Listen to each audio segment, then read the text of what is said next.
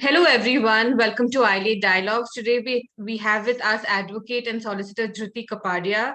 Dhruti is an advocate on record and solicitor in Supreme Court of India. She appears as counsel on original and appellate side, as well as in matters relating to constitutional, civil, media, intellectual property rights, company law, and commercial arbitration.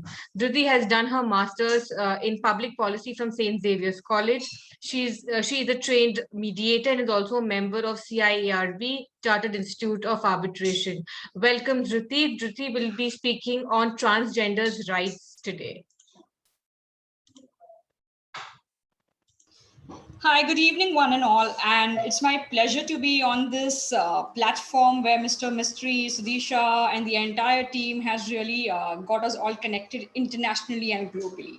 So it's my pleasure here. And thank you very much for inviting me here. The very interesting topic, which I think is pertaining to the transgender community, is something I would like to talk about not only from the global perspective, but even from the Indian law perspective, and also the ground reality of what they face day to day. So while I talk about transgenders, I would like to also put in my experiences because I've worked on ground levels with them. And of late, even for the COVID-19 scenarios, I've been helping them get vaccination. So I have my feelings attached to them. And due to which sometimes I might get emotional in my conversations here. So please excuse me for that. So let me just first introduce you about what transgender community is like. The transgender community has been deprived of the basic rights in fields of education, employment, healthcare, and have been subject to discriminatory practices since the time immemorial. Why am I saying the introduction is like this? The reason being so, because we have always taught them and treated them to be different. Why are we doing this? Why are they not like you and me? They're all equal like us. So let us understand the more integrities of how they've originated and what's actually the deprivations there and how we can bring them together on an equal platform like where you and me stand today. They constitute one of the most marginalized communities, not only in India, but around the world, being victims of violence ranging from physical to mental harassment. Transgender is not a term limited to persons whose genitals are intermixed, but it is blanket term of people whose gender expression, identity, or behavior differs from norms expected from their birth sex, that is either a male or a female. So that's the originality where they are different, and we should not be putting them in a zone of, oh, this is something really absurd. What are they? No, this is their status. This is what they are out of it, and we must respect them for what they are. It also includes cross dressers, those who wear clothes of other gender queer people. They feel they belong to either both genders or neither genders, and transsexuals. In India, there are a wide range of transgenders related identities, which includes Hijras, Aravananis, Kothis, Joktas, Jogappas, Shiv Shaktis. There are internal many of those. In the past, they were taught to be associated with God and treated with great respect.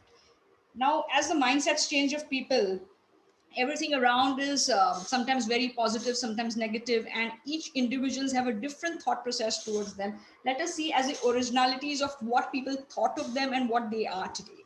In contemporary India, the legal justice system has failed to address the issues of this queer people. Social attitudes and stigmas have been a major reason for limiting the opportunities of transgenders, whether it be their social or economic life. Despite the magnitude of the issue, awareness of the rights of transgenders, they have been lacking. We all feel we all are equal. Big talks we do many a times, but are we actually on ground reality equal? That is the question we need to ask ourselves. The right to recognition as a person before the law is guaranteed in our constitution and numerous international human rights conventions. It is a fundamental aspect of affirming the dignity and worth of each person. Legal gender recognition is also an essential element of other fundamental rights, including right to privacy, freedom of expression, freedom to move freely. Rights related to employment, education, health, and security, access to affordable justice are also ought to be available to all. If I am asked a question, who would you give a job opportunity? I would go on the merits of it. I will not go on the sex of a person. But many a times when we offer jobs to the people, we always feel, no, either male or female. Why not we give the option for transgenders and increase the employment opportunities to a higher peak? Some companies are giving them these opportunities. Some education sectors are also giving reservations for it, but then it's not just a sympathetic way, it should be empathetic way. We all should realize that what they are unique, and what you and me are, we are also unique.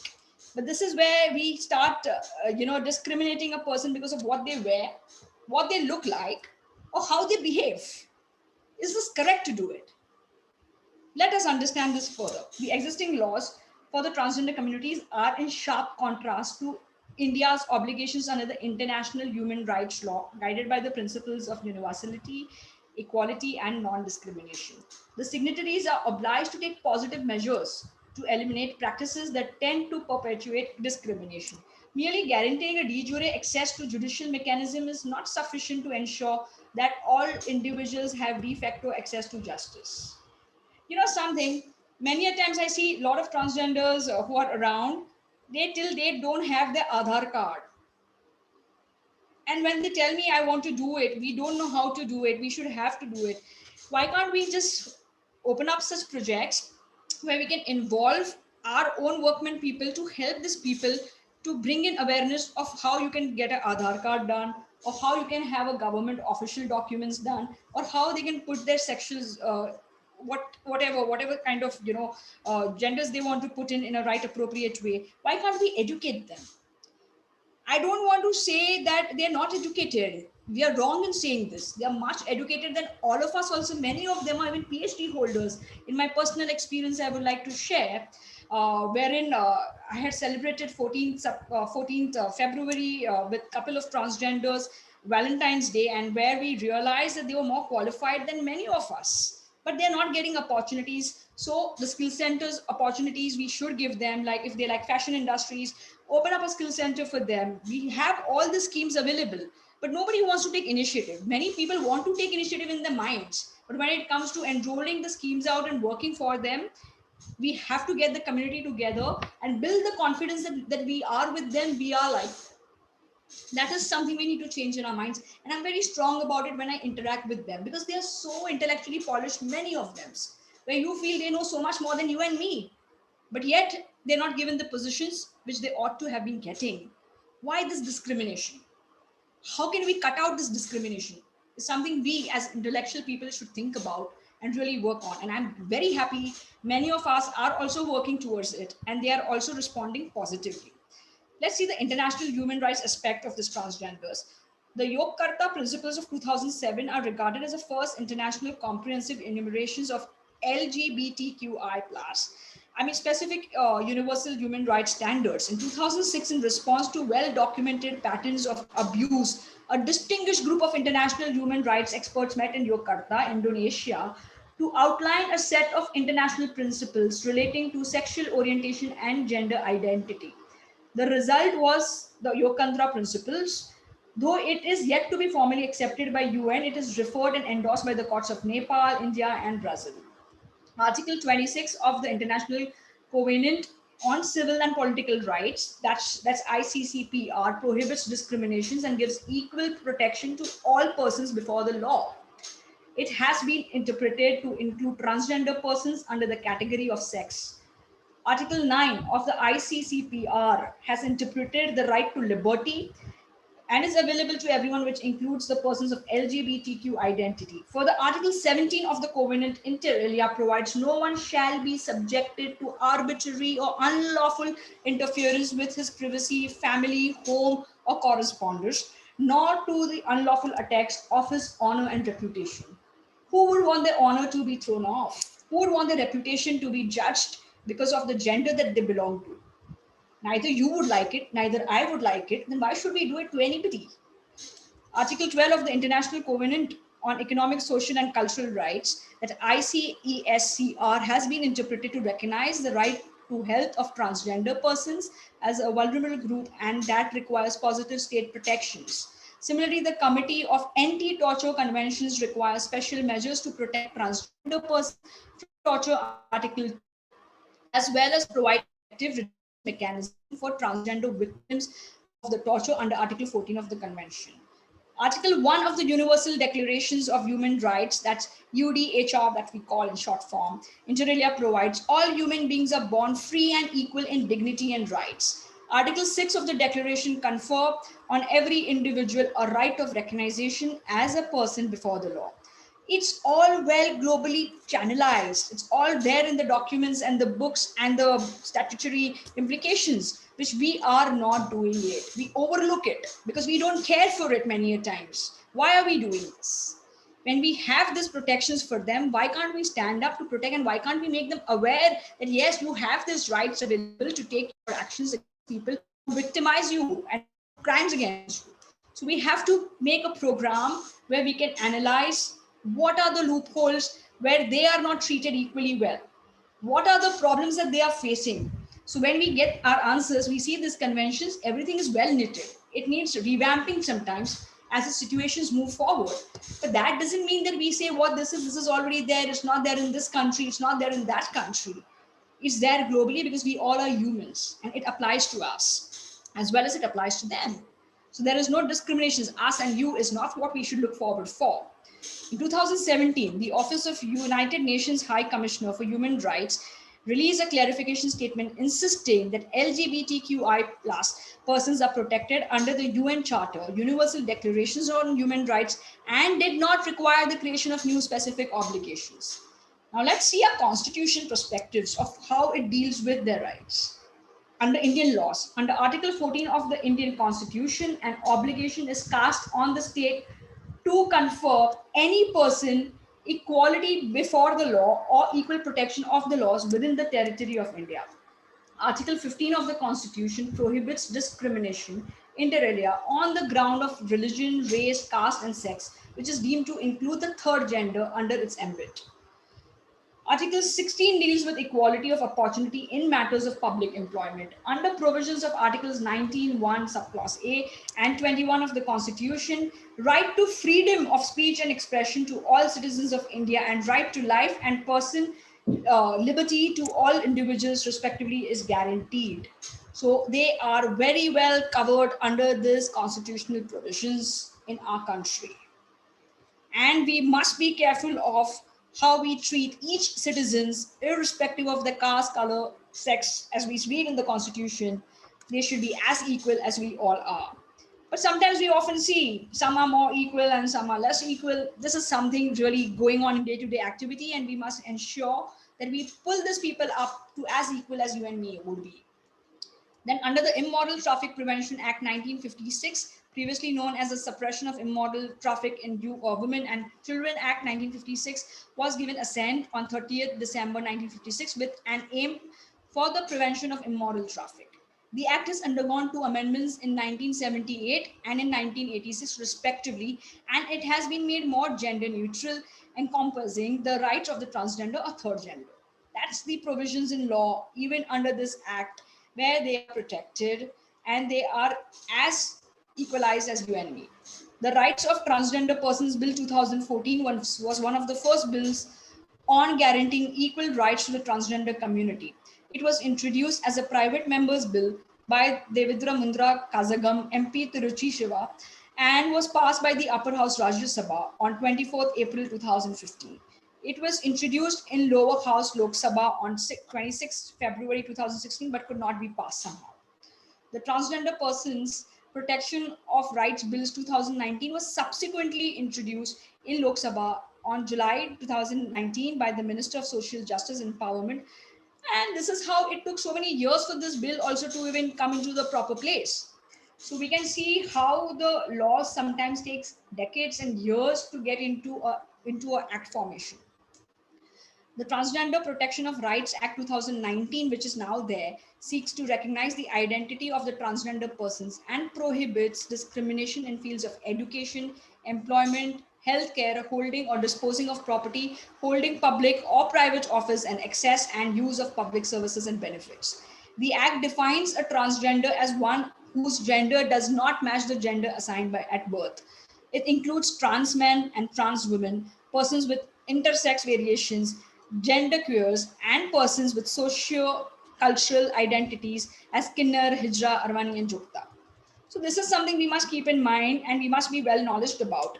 The Act prohibits the discriminations against a transgender person, including denial of service or unfair treatment in relation to education, employment, healthcare, access to or enjoyment of goods, facilities, opportunities available to public, right to movement, right to reside, rent, or otherwise occupy property, opportunity to hold public or private office, and access to a government or private establishment in whose care or custody a transgender person is.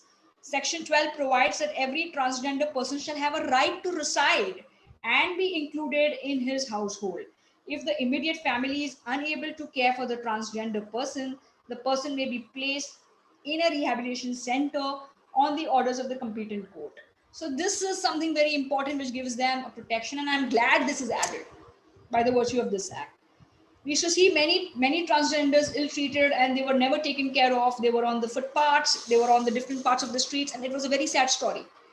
But because of this act today, and because of this laws which have taken really placed in a positive way for them, I see a good protection is given to them. And this is where we should know what exactly should be done to protect them. If we see the statutes, they're crystal clear, though there could be a better options of amendments which we could suggest and look into it as and when we go forward in this session. Health and educational institutions funded or recognized by appropriate government would have to provide inclusive education, sports, and recreational facilities for transgender persons without discriminations. Imagine now they're getting so many opportunities, but are they actually aware of it? Awareness is a must. No government or private entity can discriminate against a transgender person in employment matters, including recruitment and promotion. In addition, every establishment is required to designate a person to be a complaint officer to deal with the complaints in relations to the act. So this is the entire evolvement of authority who will look into their complaints if they are aggrieved of. If somebody discriminates them or doesn't give them the opportunity as they ought to get in the employment, or if they are dropped off because some merit-based straight gender person is there, then there's a problem. They can raise their voice to a right channel of a complaint officer and claim for what is done wrong to them. So this act is a very good statutory protection for them even when they are working. The act has mandated the appropriate government to take steps to provide health facilities to transgenders persons, including separate HIV surveillance centers and sex reassignment surgeries.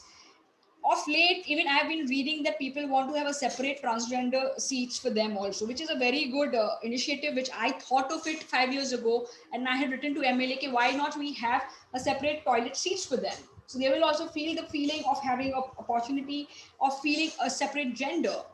So this is what is essential. The projects like such and the policies, if we work on a civic basis also, we can really help these people come up in a basic day-to-day activities. And this act has covered most of it, but some of the suggestions, as in when I'm suggesting here, we can think of it, we read about it in the papers, a lot of citizens are participating in the movements of it, so we can really take up those points and put forward before the ministers who can really make this happen for them. The government shall review medical curriculum, if we see, to address health issues of the transgender persons and provide comprehensive medical insurance schemes for them. Because see, earlier nobody used to care. They used to be victims of many diseases. Nobody used to care if something happens to them. But today, each individual's health matters, as we know, which is already there in the constitution. Even they are made aware of that. Look, if there is this health issues to you, you have immediate treatment. Nobody can deny them the treatment because they are not of the gender of you and me, but they are third genders. They will have to be taken in, and the treatment must be given as equal as you and me would have been getting in any hospitals we would go, any clinics we would go. Anybody denying them would be really doing a sin in law. A transgender person may make an application to the district magistrate if he or she desires for a certificate of identity indicating the gender as transgender. This is something we should make aware to this people who are not aware of how to get the certificates. The place is district magistrate where they can apply for and get their transgender certificates, which will help them get their benefits under the statute. Many times people will say, no, we don't believe you're a transgender. But then how do they prove it? The certificate would help them. A revised certificate can also be obtained if an individual undergoes surgery to change their gender either as a male or a female. The Act has put obligation on appropriate government to take measures to ensure the full inclusion and participation of transgenders persons in society. They cannot be off the society, but they are within the society, and that's something we should be happy about, and we should be welcoming them. It must also take steps for their rescue and rehabilitation, vocational training, and self-employment, create schemes that are transgender sensitive and promote their participations in cultural and recreation activities. So it's a happy feeling if we see a transgender get some post in government positions, or maybe even in a political positions or social positions. If they be leaders, why not? We can learn so much from them, and they can also uplift their community. This is something we must really push forward for and encourage them. That's the right word. Encourage these people to come up. They should not shy out from the society. They are part of our society, which they sometimes feel, oh, we are aloof because we are always treated like this by the citizens like us, which we never do that. But sometimes they are in their mindset thinking that they are different than us. So when they need to change their mind, for which we need to have a friendly relations, a good bonded relations, and also tell them, look, we are there for you and you are for us. Without you, the society cannot be completed, and without us, the society cannot be completed. This is something a unity feeling should come up. The act has also been framed up in a penal statute way. See what the laws would then punish people if they do some sins against the transgenders or some crimes are committed. It recognizes the offense against the transgenders. It compels or entices a transgender person to indulge in the act of forced or bonded labor, excluding compulsory government services for public purposes. Then denial of the right of a passage or use of public place, removal from household and village, physical, sexual, verbal, emotional, or economic abuse. Penalties for these offences include imprisonment for a term between 6 months and 2 years and fine. So this is excellent. You try to do that to them and you can be fined, you can be punished. So it stops people from doing that. One of the notable features of the statute, it has the creation of National Council for Transgender Persons, that is NCT. The NCT consisting of Union Minister for Social Justice and Empowerment or as chairperson, and with the representative from the ministries including Health and Family Welfare, Home Affairs and Human Resources Development, Niti Aayog, National Human Rights Commissions, 5 members, each from the transgender community and non-governmental organizations. The council has been entrusted with the task of advising the central government as well as to monitor the impact of policies, legislations, and projects with respect to transgender persons. It also as a platform to redress the grievances of transgender persons. I've seen and heard many people talking about the cases that police would not entertain their complaints if they would go to the police station. Many years ago, as a child, I've seen that, when something happens to them, they go for help. Nobody's there to help them. But today, as a grown-up citizens and as decades have passed by, I feel that yes, today we are there to help them and we are there to show them this is the law, this is where you get the protections. So it's an inclusive motivation to them. Look, you have your rights as equal as I have my rights. Now let us see the global development perspectives of transgenders, how this community has developed with the discriminations that they faced and how they have battled it out. Let us see that. Global developments. The International Transgender Day of Visibility is celebrated every year on 31st March. It is dedicated to the transgender people and raising awareness of discrimination faced by the transgender worldwide. Whereas International Transgender Day of Remembrance has been observed annually on November 20 as a day of memorialize those who have been murdered as a result of transphobia. In the recent years, governments in all nations have pursued a variety of initiatives aimed at reducing levels of violence and discriminations based on sexual orientation and gender identity. Since 2011, as many of the 14 states have adopted or strengthened anti-discrimination and hate crime laws, extending protection on grounds of sexual orientations and gender identity. A 2015 report of the World Health Organization's and Asia Pacific Transgender Network recommended that governments take all necessary legislative, administrative, and other measures to fully recognize each person's as self-defined gender identity with no medical requirements or discrimination on any grounds. In England and Wales, the Gender Recognition Act 2004 was passed, which enables citizens with gender dysphoria to apply for the gender recognition certificate with the purpose of changing their legal gender. In numerous countries, police, prison guards, and other members of the executive are receiving gender sexuality sensitivity training. Anti-bullying programs have been launched in schools. Popular television programs have been integrated by this LGBTQ characters in a positive way, and celebrities have helped to raise awareness by speaking out in support of the community. In July 2013, the High Commissioner launched UN Free and Equal, a global education campaign to combat homophobia and transphobia, and has spread its awareness through international events and via traditional and social media.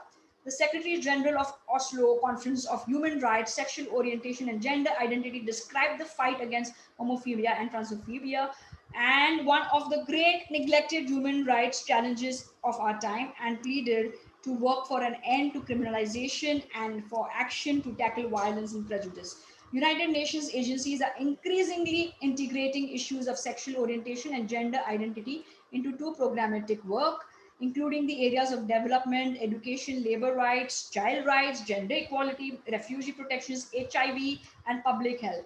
Some notable initiatives by countries include the establishment of a specialized hate crime prosecution unit, Brazil, Honduras, Mexico, then Spain, and an integracies working group on urgent cases in Colombia, improved police training and sanitization of this Canada, Denmark, France, Montenegro, Philippines, etc. So many global countries are participating and they are protecting their transgender citizens. National hotlines to report homophobic incidents. Brazil, Netherlands have come up with this surveys to improve hate crime data collection in Belgium and Canada have been taking up this initiative.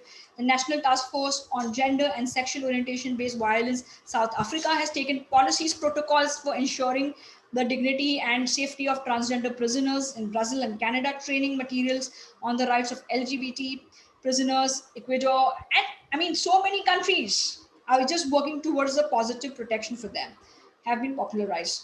Protected sections in prison have been established in Italy, Brazil, and England. In 2010, Italy was the first country to announce the opening of the transgender prison at Posel, a move welcomed by LGBTQ rights advocates. It is estimated that Italy has total of some 60 transgender prisoners.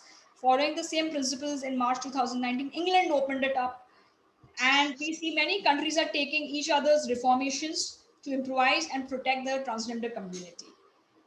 Though the positive reforms are in passage, there are some countries where activities of transgenders community are looked with contempt and punishment, unfortunately, and awarded in that sense. In Islamic Republic of Iran, Saudi Arabia, Southern Yemen, in some parts, Nigeria, death penalty may be applied in cases of concessional homosexual conduct. So different laws, different countries. I will not get into it, but then we do see some people are like given the penalties for concessional homosexual conducts also, and I think this is the law of that country, so this is how it is. Now we'll see some of the landmark judgments, particularly of Supreme Court of India, which has helped India get this protective laws towards the transgenders. Let us look forward for it and see how the laws have evolved accordingly.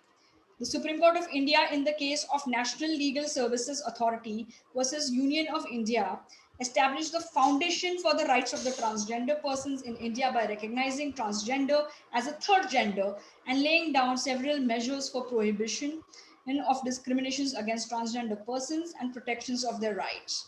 The Delhi High Court's ruling in Shivani Bhatt versus State of NCT of Delhi laid out a intrinsic link between the right to the legal gender recognitions and other rights. A transgender person's sense or experiences of gender is integral to their own core personality and sense of being.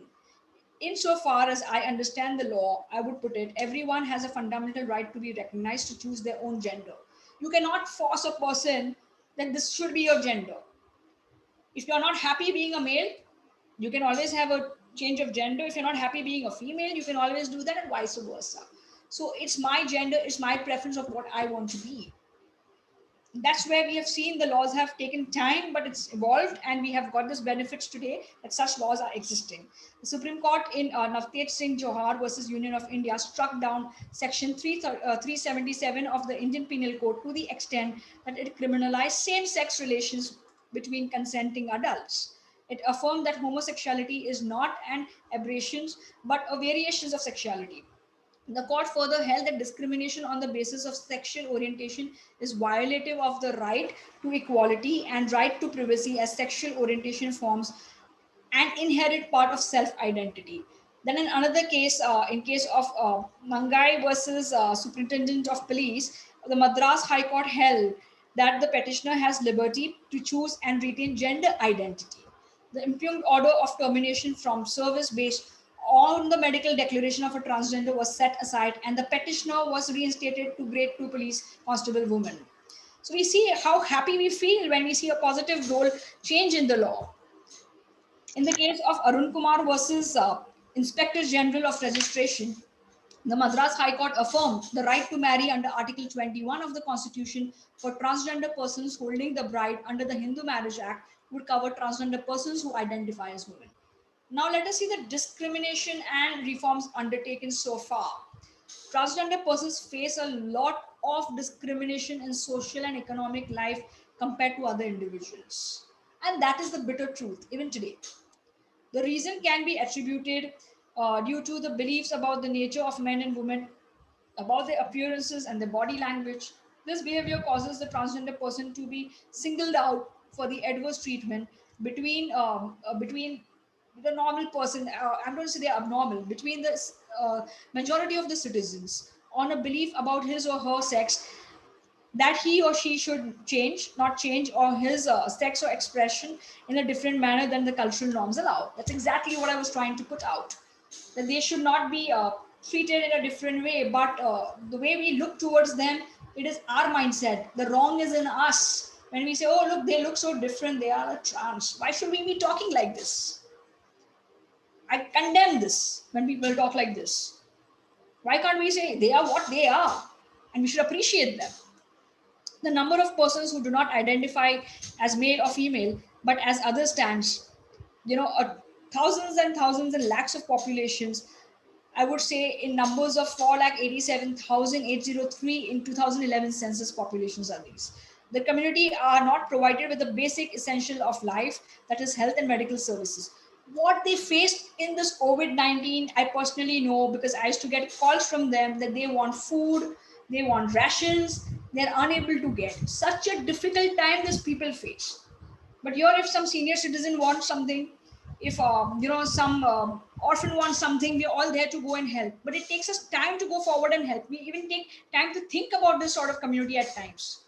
Why can't we take them as all you and me? And if they are in need, why can't we go forward and help them as we would have helped any citizens? There are many people who are doing fantastic work towards this community, and I appreciate them. But why can't there be many more? That's my question always. Why can't we tell people, look, let's get together and be there for humanity and not judge people on the basis of what the gender is, not judge people on the basis of what they want to do or what they don't want to do. It's what you want to do is what you like to do. And if you like to wear something, you must wear confidently. Why should you shy out if you want to wear something bold and you want to be in a party? You say, oh, we're going to be treated differently. Why do we think like this? That's the thinking. When we think about ourselves, we start thinking about the other people also, including the transgenders. It starts from us. Let's change our day-to-day activities and say, do what you like. It's freedom of what you are. Respect each other. This is something we need to change the orthodox mindset into a broader mindset, I would rather say, or rather we should educate the community as a whole of a society if you want a better society. I'm very glad that we have different statutory laws in pipeline and they are in good statutes today, where we can say, yes, what we saw 10 years ago, what we saw 15 years ago, and what crimes they were facing, it's much reduced. But we have to again weigh it and scale it. Is this the real truth and reality? So it's just sometimes just a paper thing that we read. Ground reality is very different. Unless we have this sensitivity towards them, towards humanity, irrespective of who they are, rather, we will not be able to be progressive in a society which needs progression. The community are not provided the basic essential of life. As I said, it's very unfortunate. It is visible for a wide non-availability for treatments of STD, HIV, and sex reassignment surgeries. Unlike developed Western countries, in India, there are no stringent regulations governing such surgery, like surgery being permitted only after extensive psychological counseling.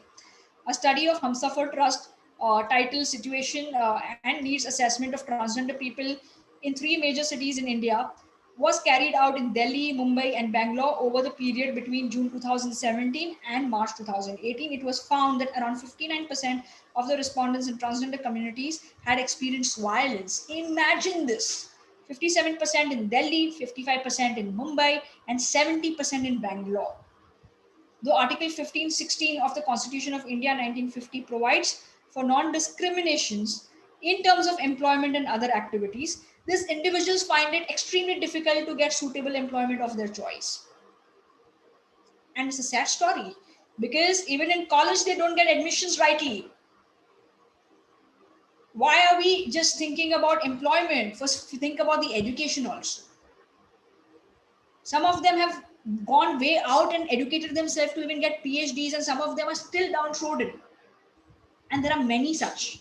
Why can't we uplift them, get them good education in good schools, convent schools, BMC schools, best educations? And then when they are out, why can't they get the employment as I and you would get? So this is something we have to individually think. And I mean, it's more like advising, because I feel for them, you feel for them. So let's just not keep our feelings like feelings. Let's go ahead and work towards it. These individuals find it extremely difficult to get suitable employment of their choice. Due to social discrimination in employment, most of them are forced into sex works. This is why they are getting into this, forced labor or into begging. So many times when people say, oh, they are always begging, they don't want to work, they just like doing this. Why are they doing this? There is compulsion in their life because they have to feed the stomach. If you give them employment, do you think they will go and do this? They will never do it. Apart from the fact of social discrimination, the low levels of literacy in community also ensure the social, economic, and political powerlessness of the community. Transgender communities are looked down upon by the society. That's what I want to change, and that's what you want to change. Why should they be looked down? They should be looked up, like I am looked up or you are looked up. They're not allowed in social and cultural events, and even if they enter, they are scheduled and not involved in conversations. Why can't we tell them, come and speak, we want to know what you guys do and what you want us to do?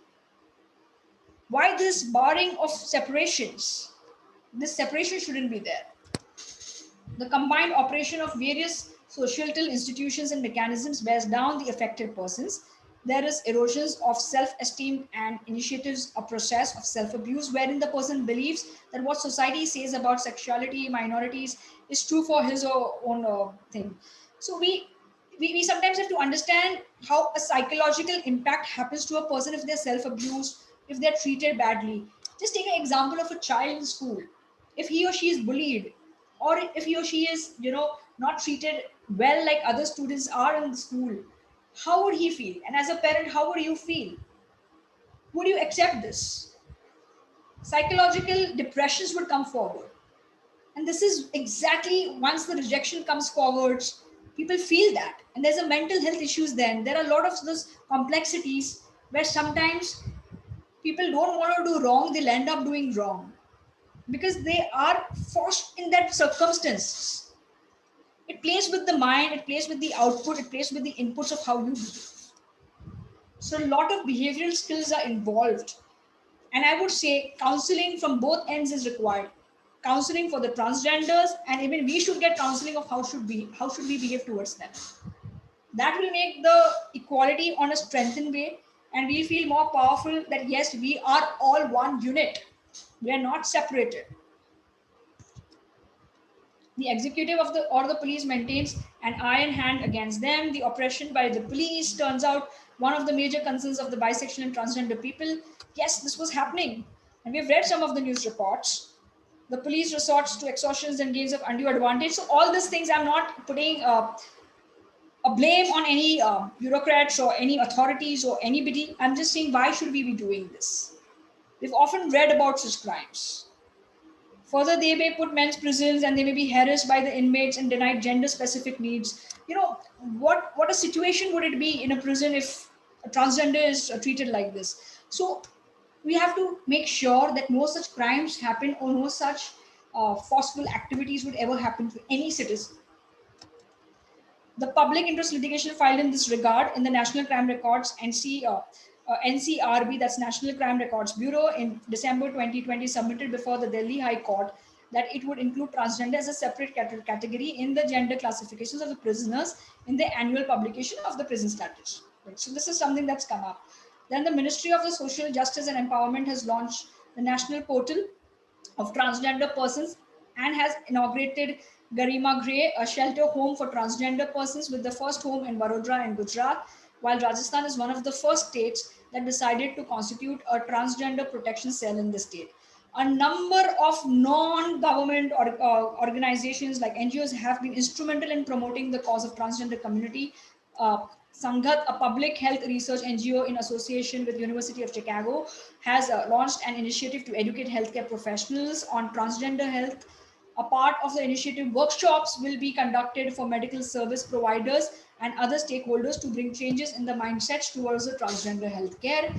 In 2017, Joyita Mondal became first of the trans women judge of the civil court in West Bengal, followed by Vidya Kamble from Nagpur, Maharashtra, Swati Bidhan Bhara as a judge of Guwahati District Court, Assam. So that is something which makes me smile and which will make you smile too. These progressive steps have happened.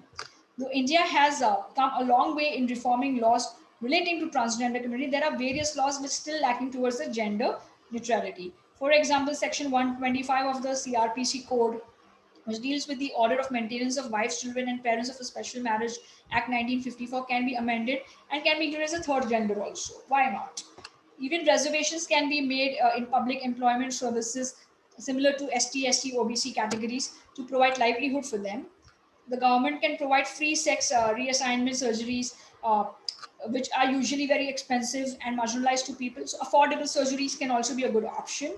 Transgender persons included in the Maternity Benefit Act, which I read one article on a website called Legal Formats, and I really liked it. So I would like to share this write-ups about it. The Maternity Benefit Act 1961 is currently limited to the word women, providing them additional benefits at workplace like paid leave amongst others. This causes a discrimination among the other genders and especially among the transgender community who can adopt or have a baby via surrogate. Transgender Persons Protections of Right Act 2019 aims to protect the rights of the transgender persons and ensure their welfare. Section 9 has introduced a provision for non-discrimination in any matter relating to employment by an establishment. If we take the liberal meaning, employment covers a wide range of issues starting from appointment to remuneration to paid leaves to promotions to terminations. Then the Constitution of India 1950 also confers equal status to all citizens irrespective of their caste, gender, and sex. Article 15 of the Constitution bans discriminations. As I've already repeated, I'm redoing this because we get an idea of what constitutional provisions are already there, articles are there, and how we are sometimes overlooking it. In terms of employment, and international conventions like UDHR, ICESCR, ICCRPR. I've already read all this, CEDAW, and stress on the need of equality among all people. Courts also use this as guidance to interpret fundamental rights to purview the dynamic nature of the society. The most relevant international labor law standard in ILO, Discrimination, Employment and Occupation Convention 1958, number 111, has also covered this. Then India ratified this convention on 3rd June 1960. The ILO Convention 111 discourages discrimination and defines it as any distinction, exclusion, or preferences made on the basis of sex, religion, political opinion, national extraction, or social origin, which has the effect of nullifying or impairing equality of opportunity or treatment in employment or occupation, and other distinction, exclusion, or preferences which has the effect of nullifying or impairing equality of opportunity or treatment in employment of opportunity. Then in KS Puttaswamy versus Union of India, the landmark Supreme Court, which case which we all of us know it, held that procreation and sexual orientation are inherent to dignity of an individual, which requires constitutional protection. And we have read through in detail of how the right to privacy and all these concepts have been ingraded more highlightly, where we can take it forward by understanding that there should be no discrimination and privacy should be protected. So with this, it's not only you and me, it's for everybody to understand that look, we are together, we will be together, and we'll uplift each and every one. And in one of the cases, in Pooja Jignesh Doshi versus State of Maharashtra, the Bombay High Court stated that commissioning father is entitled to paternity leave in surrogacy arrangement. That's a brilliant one. Then the changing social conditions have persuaded courts to apply the updating principles. If motherhood is possible with surrogacy arrangement and adoptive parents are akin to commissioning parents, there is no reason why it should be denied to transgender. Therefore, the Maternity Benefit Act 1961, read with Transgenders Persons Protections of Rights Act 2019, must protect the interests of transgender individuals as well in matters relating to paid leaves and other facilities. So we have to read sometimes the statutes together with the statute of the Transgender Persons Act, which is already existing now, so that we can take the benefit of these people who should get the benefit.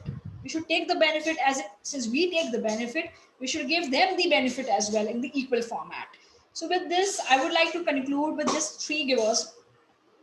Transgenders Act is very much in place. There could be better improvement to it, which we can work out as and when we evolve in the society. We can always put suggestions to the lawmakers of how we can change it. We see some crimes happening towards them, we should stand out for them. We should be together as not unequal but equals, and we should take the whole mission of making a society a progressive society. Particularly in this COVID-19 time, I think the sensitivity towards human beings should be more deeper. With this, I would like to conclude, and I would like to thank ILA to invite me and the audience who heard me. Thank you very much. If anything has gone wrong or if anything has been an oversensitive notion, I apologize. Thank you so much, Dhruti. Does anybody want to ask any questions to Dhruti? I had one question. No, it was very interesting. So thank you for your talk. And the question was that you mentioned about the judiciary. What about the military and the police? I mean, because in certain other countries they have special provisions for that. Do we have it over here in India? See, I would say we should be having it per se. In reading into a law or any case to that effect, we haven't come across, at least I haven't, but it should be. It's a very good question that's come out from you. As we read the constitution and the act together, I don't think there should be any discrimination per se, but we don't know if they've given this opportunities. Like, for example, I will tell you, Mr. Mistry, we've also seen in the political post, they're given opportunities to lead the women cells, or they're given opportunities to lead the transgender cells. So these are the things evolving. So I'm sure somewhere these opportunities, maybe in different states, they would be getting it, and maybe we are not aware of.